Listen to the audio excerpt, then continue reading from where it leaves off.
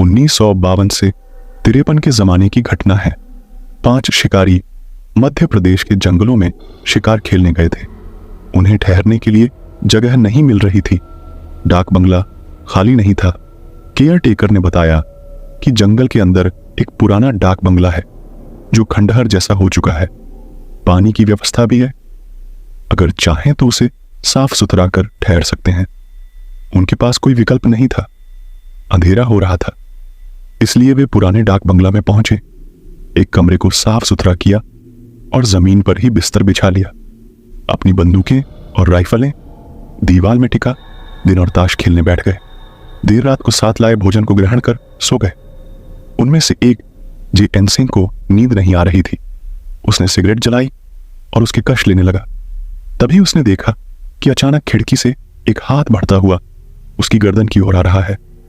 वह चौंक उठा और जोरों से चिल्लाया। अन्य लोग उठ गए। हाथ गायब हो गया। उसने सबको घटना की जानकारी दी तो उन्होंने कहा कि यह तुम्हारा भ्रम होगा, यह सपना देखा होगा। खिड़की से इतनी दूर हाथ कैसे पहुंचेगा? नई जगह में कभी कभी ऐसा लगता है। सो जाओ, कहीं कुछ नहीं है। उसने लाख विश्वास दिलाने की कोशिश की कि यह सच है, लेकिन किसी ने विश्वास नहीं किया।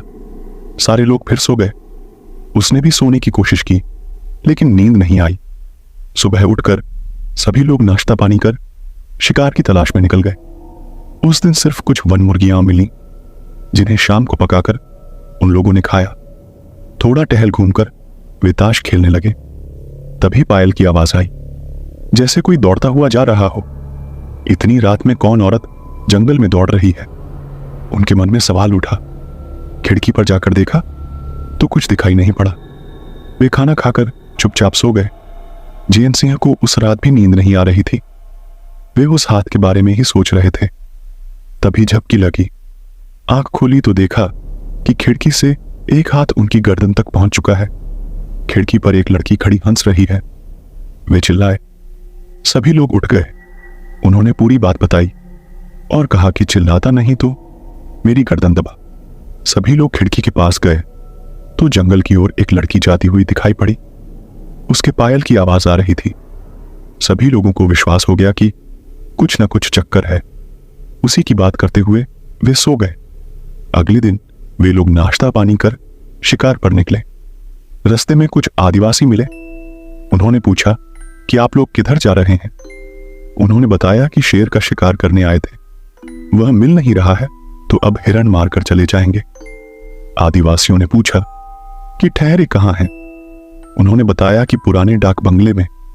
आदिवासियों ने चौंक कर पूछा कि कब से ठहरे हैं?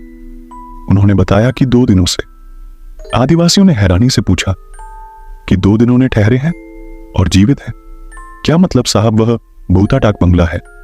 वहां एक लड़की की भटकती आत्मा है जो हर ठहरने वाले को मार डालती है। किसकी आत्मा है वह? वह एक केयर टेकर की बेटी थी। एक बार केयर टेकर बीमार था और कुछ शिकारी ठहरे हुए थे। चौकीदार के बीमार होने के कारण उसकी बेटी ही उन्हें खाना पानी देने जाती थी। उन्होंने उसके साथ जबरदस्ती की और मार डाला। तभी से डाक बंगला वीरान हो गया। कोई भूला भटका ठहरा तो लड़की की आत्मा ने मार डाला। बंगला भुतहा हो गया। आप लोग भी वहां से हट जाइए। रुकने का विचार हो तो गांव में चले आइए। उन लोगों ने रात किसी तरह काटी और सुबह होते ही वापस लौटने की तैयारी करने लगे। रात को वह लड़की खिड़की के पास आई और बोली कि देवी, देवताओं की कृपा ने तुम्हें बचा लिया, फिर कभी इधर मत आना।